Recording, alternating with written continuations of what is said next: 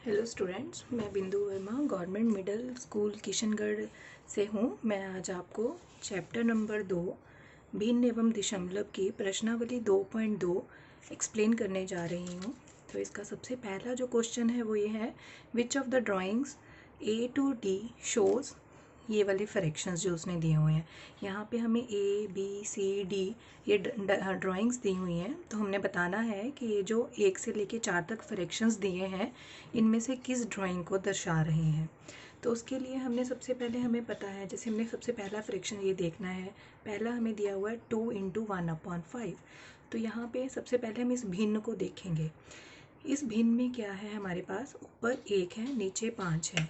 तो जब भी भिन्न में हमारे पास जो अंश है और हर, ये 5 हर है, तो जो हर होता है वो हमें दिखाता है कि कितने भाग हैं हमारे पास। तो हमारे पास हम ऐसी एक डायग्राम ढूंढेंगे इनमें से जिसके कितने भाग किए हों, उसने 5 भाग किए हों, और जो अंश है जो कि 1 है वो दिखा रहा है हमें कि उनमें से सिर्फ 1 भाग हमने शेडेड किया हुआ है। तो जैसे हम ये यहाँ देखते हैं, जैसे ये वाली जो डी डायग्राम है, इसमें हमें पता चल रहा है कि इसमें एक डायग्राम के उसने 5 भाग किए हैं, जिनमें से 1 भाग को शेड किया है। और क्योंकि इसमें 2 × है, 2 भी लगा हुआ है आगे, इसका मतलब है कि इसमें 2 आकृतियाँ हैं एक ऐसी सी। तो ये वाला, इसका मतलब क्या हुआ कि 5 भाग, उनमें से 1 भाग शेडेड है और ऐसी 2 आकृतियाँ हैं जो कि हमें 2 × 1/5 को दर्शा रहा है। तो इसका मतलब यहाँ पे हम इसमें लिख देंगे डी ड्राइंग दिखा रही है। उसी तरह से सेकंड भाग है 2 × 1/2। यहाँ पे हम इस भिन्न को देखते हैं। भिन्न में हर जो है वो 2 है। इसका मतलब ये जो डायग्राम को दर्शा रहा है उसमें 2 भाग होने चाहिए। जैसे इस डायग्राम में 2 भाग हैं, उनमें से 1 भाग, क्योंकि अंश यहाँ पे 1 है तो 1 भाग शेडेड है, × 2 है, इसलिए हमने यहाँ पे, क्योंकि यहाँ पे 2 डायग्राम्स बनी हुई हैं, 2 आकृतियाँ हैं, तो इसका मतलब 2 × 1/2 को आकृति जो बी आकृति है वो दर्शा रही है। उसी प्रकार से 3 × 2/3। तो हम भिन्न को देखते हैं। भिन्न में हर जो है वो 3 है। इसका मतलब इसमें आकृति में 3 भाग होने चाहिए। जैसे यहाँ पे ए जो पार्ट है उसमें 3 भाग किए हैं, उनमें से क्योंकि अब अंश है जो वो 2 है, तो 2 भाग जो है इसमें शेडेड है। कितनी कुल आकृतियाँ हैं ऐसी सी? 3, 1, 2, 3। तो इसका मतलब जो थर्ड पार्ट है वो ए ड्राइंग को, ए आकृति को दर्शा रहा है। उसी प्रकार से जो लास्ट वाला है उसमें हमारे पास है 3 × 1/4। तो क्योंकि भिन्न के बटे में 4 है तो 4 भाग हैं। जैसे ये सी पार्ट के, उसमें से हर जो है 4 है, अंश 1 है, तो अंश 1 है, इसका मतलब 1 भाग शेडेड है। कुल कितनी आकृतियां हैं ऐसी? 3, 1, 2, 3। तो जो चौथा पार्ट है वो सी ड्राइंग को दर्शा रहा है। उसी प्रकार से जो सेकंड क्वेश्चन है उसमें भी उसने कहा है कि हमने बताना है कि कौन सा जो भिन्न दिया है वो किस आकृति को दर्शा रहा है। तो सबसे पहले जैसे हम ये देखते हैं 3 × 1/5। हम लिख कैसे सकते हैं इसको? 3/5, क्योंकि अंश को अंश से गुना किया तो 3 आ गया, बटे में हर जो है वो 5 है। तो यहाँ पे अगर हम देखें इसमें कि इस भिन्न को देखें तो हमारे पास जो हर है वो 5 है, तो 5 भाग वाली हमने आकृति देखनी है। तो इसमें ये देखो 1, 2, 3, 4, 5, उनमें से कितने भाग शेडेड होने चाहिए? 3। तो 1, 2, 3 ये शेडेड है। तो ऐसे उसने कितने भाग लिए हैं? 1, 2, 3। तो इसका मतलब क्या हुआ? ये सी आकृति है, सी डायग्राम है जो कि इस भिन्न को दर्शा रही है, सी। उसी प्रकार से 2 × 1/3 है, जो कि जिसको हम लिख सकते हैं 2/3। तो इसमें 3 भाग होने चाहिए। तो ये जो ए पार्ट है वो इसको दर्शा रहा है, ये डायग्राम। 1, 2, 3 भाग हैं, उनमें से 2 भाग शेडेड हैं, और ऐसी कितनी आकृतियां हैं? 2, 1 और 2। तो इसका मतलब ये ए ड्राइंग को दर्शा रही है। उसके बाद थर्ड जो है 3 × 3/4। 3 × 3/4 को वैसे हम कैसे लिख सकते हैं? 9/4। 3 × 3 9, 9/4। या फिर जब हम इसको उसमें भिन्न विषम भिन्न में बदलते हैं तो ये हमारे पास 2 1/4 आ जाता है। 2 सही 1/4। तो इसमें हमारे पास कितने भाग होने चाहिए? 4। तो यहाँ पे देखिए 1, 2, 3, 4 भाग बन रहे हैं। 4 भाग हैं, उनमें से जो 2 भाग हैं, 2 आकृतियों में जो उसने किया है वो शेडिड हैं भाग सारे, और जैसे 3 गुना 3/4, तो इसका मतलब 4 भाग हैं, 4 भाग हैं, उनमें से 3 भाग जो हैं वो शेडिड हैं। ऐसी सी कितनी आकृतियां हैं? 3। ठीक है जी।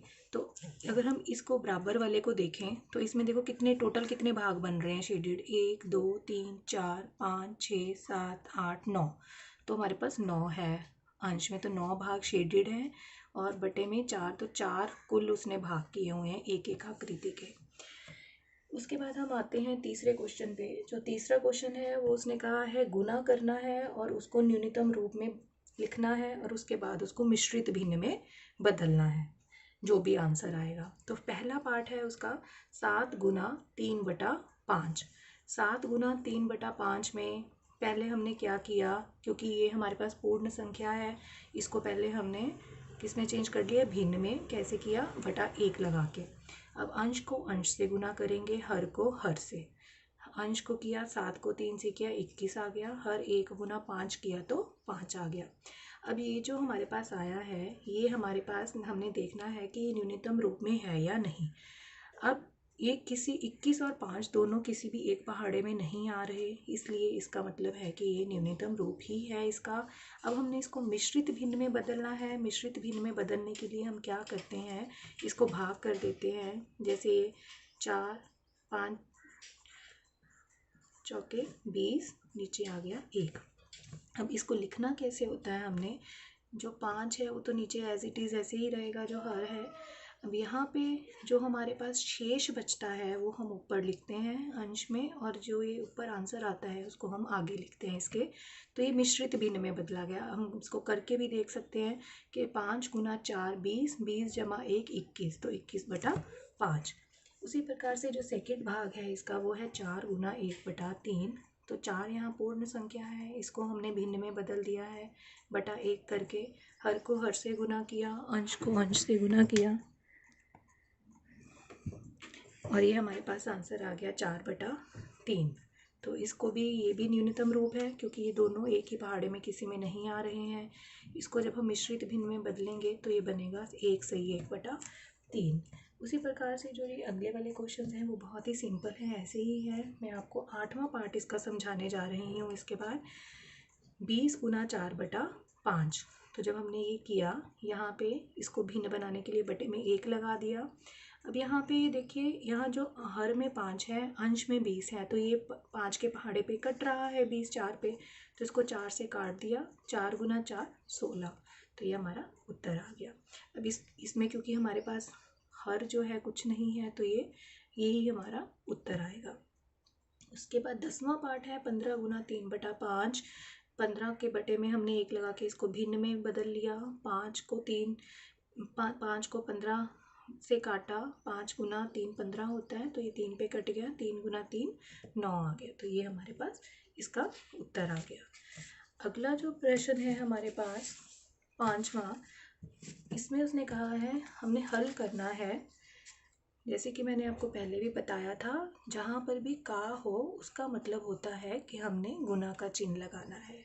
तो इसमें हमने हल करना है। पहला पार्ट है 1/2 का 24। तो 1/2 का 24 का मतलब है हमने गुना लगा दिया, 24 लिख दिया आगे। अब यहाँ 24 को भिन्न बनाने के लिए बटे में 1 लगाया। उसके बाद जब हम इसको करेंगे 1 गुना 24/2 गुना 1, तो ये आ गया 24/2। ये 2 के पहाड़े पे 12 पर कट गया, तो 12 इसका उत्तर आ गया। उसी प्रकार से सेकंड भाग जो है 1/2 का 46, का की जगह पे हमने गुना का चिन्ह लगाया। 46 को भिन्न बनाने के लिए बटा में 1 लगाया, हर को हर से गुना किया, अंश को अंश से। उसके बाद इसको काटने पे 2 के पहाड़े पे ये आ गया उत्तर 23। बी पार्ट है इसका 2/3 का 18। 2/3 का हमने इसको चेंज कर दिया गुना में। इसको 3 के पहाड़े पे 18 जो है वो कट गया, 6 पे 2 गुना 6 12, ये उत्तर आ गया। उसके बाद सी पार्ट में है 3/4 का 16। का की जगह पे हमने गुना का चिन्ह लगाया। 4 चौके 16 होता है, तो इसको काट दिया। 3 गुना 4 किया तो उत्तर आ गया 12। उसी प्रकार से डी जो है 4/5 का 20। 4/5 का 20 का जो है वो गुना में बदल गया। यहाँ पे 5 गुना 4 20 होता है, तो ये कट गया हमारे पास। 4 गुना 4 16 उत्तर आ गया। अगला जो प्रश्न है हमारे पास छठा, उसमें हमने करना है गुना और उसको फिर उसके बाद जो भी उत्तर आएगा उसको मिश्रित भिन्न में लिखना है। तो पहला पार्ट है 3 गुना 5 सही 1/5।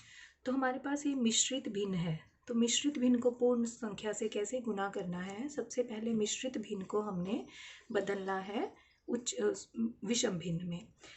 तो इसके लिए हमने क्या किया, हमें पता है जैसे कि हमने इंट्रोडक्शन में करा था, 5 गुना 5 जो भी हमारे पास नीचे हर होता है, हर को पूर्ण संख्या से गुना करके उसमें अंश को जोड़ते हैं, बटे में हर ही लिखते हैं।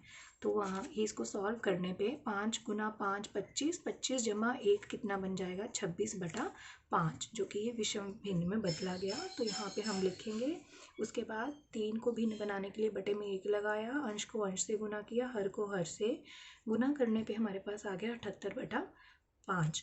अब उसने क्योंकि हमें बोला था कि इसको मिश्रित भिन्न में बदलना है, तो मिश्रित भिन्न में बदलने के लिए हम क्या करेंगे, 78 को 5 से भाग किया, तो हमारे पास जब भाग करेंगे तो शेष 3 बच रहा है।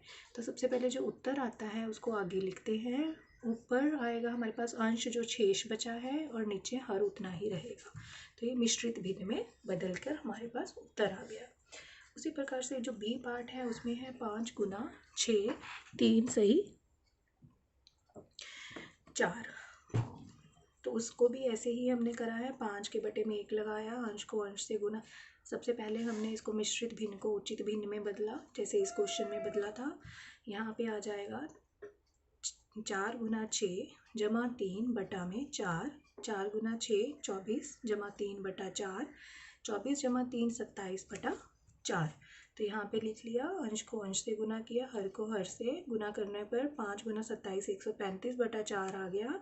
अब इसको हमने मिश्रित भिन्न में बदलना है भाग करके। भाग जब हम करेंगे तो शेष हमारे पास 3 बच रहा है, तो जो शेष बचता है वो अंश बनता है, हर उतना ही रहता है, जो उत्तर आता है वो आगे पूर्ण संख्या आ जाता है। तो ये इस प्रकार से मिश्रित भिन्न में बदला गया। उसी प्रकार से सी पार्ट है 7 गुना 2 सही 1/4। 2 सही 1/4 को पहले हमने विषम भिन्न में बदला, 4 गुना 2 जमा 1 करके 8 जमा 1/4, 8 जमा 1 9/4 आ गया। तो यहाँ पे फिर हमने अंश को अंश से हर को हर से गुना कर दिया, 63/4। 63/4 को हमने मिश्रित भिन्न में बदलने के लिए इसको भाग किया, शेष हमारे पास बचा 3 अंश बच के बन गया, हर 4 रहा और जो उत्तर आया ऊपर हमारे पास वो पूर्ण संख्या 15। तो 15 सही 3/4 हमारे पास उत्तर आ गया इसका।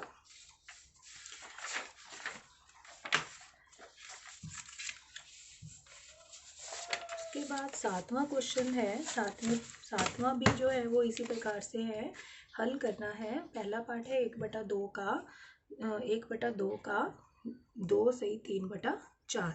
तो ऑफ या का जो है वो किस में बदल जाता है, गुना के चिन्ह में। उसके बाद ये मिश्रित भिन्न है, इसको पहले उचित भिन्न में बदला। कैसे बदला, हर को पूर्ण संख्या से गुना किया, जमा अंश बटा 4, ये बन गया 11/4। फिर उसके बाद यहाँ पे 11/4 लिखा, अंश गुना अंश हर गुना हर 11/8। इसको फिर मिश्रित भिन्न में बदलने के लिए भाग किया, जो हमारे पास शेष बचता है वो अंश बन जाता है, जो उत्तर आ रहा है वो पूर्ण संख्या और नीचे हर है जो 8 है। सेकंड भाग है 5/8 का या ऑफ 3 सही 5/6 का जो है गुना के चिन्ह में बदला गया। मिश्रित भिन्न को हमने फिर से विषम भिन्न में बदला, वो आ गया हमारे पास 23/6। गुना करने पे अंश को अंश से हर को हर से किया, तो 115/48। 115/48 को जब हमने मिश्रित भिन्न में बदलना है तो भाग करने पे शेष 19 बच रहा है, जो कि अंश बन गया, और नीचे 48 और आगे पूर्ण संख्या 2 आ गई।